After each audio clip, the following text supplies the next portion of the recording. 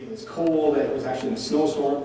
And as a 10-year-old, and I had my 6-year-old brother with me, it was closing time. It was roughly 9 o'clock at night. And my parents said, just, you stay right here. We have to go get something in Eaton's. And they did. And as they did, an overzealous security guard kicked my brother and I out of Eaton's into downtown Montreal, and without my parents. And here I was, this little guy, and my brother started to cry, and we're just the thought of this guy doing that to this day. But in the midst of the storm, and I lived about, I don't know, 10, 12 kilometers away, and I didn't know where I was, I didn't know what I was doing. So immediately I started making my way with my brother in hand, trying to get home. And I went the wrong way. I started going to the east end of Montreal, and then made my way up to Sherbrooke Street, and went the wrong way, and finally made my way home. And slowly as I went, it was cold, but we kept going.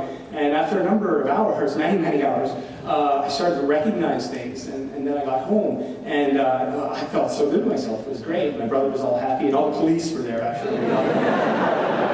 It was this amazing moment for me. It was like, wow, this is really, for me, kind of the start of it. I guess is my sort of first polar journey.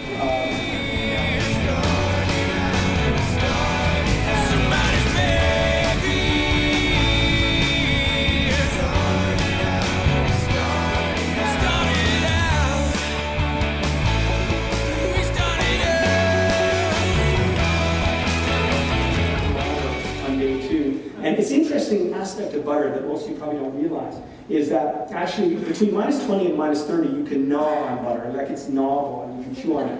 At -40 it snaps off, and at -50 it shatters like glass.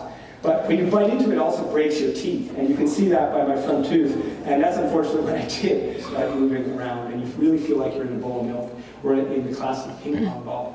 And it's really kind of fascinating because I was listening to an iPod. We were charging these iPods and listening to music and trying to keep going in some way.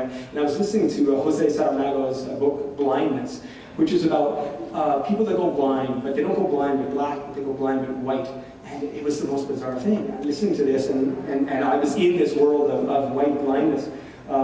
That and listening to Life of Pi and being adrift on the ocean, I said, where did I get these books? Something a little bit more upbeat. So I clicked back, and then I had another one by Sherry Gerard, which was The Worst Journey in the World, and it was basically about Scott's expedition, how he died in Antarctica. What the hell was I thinking?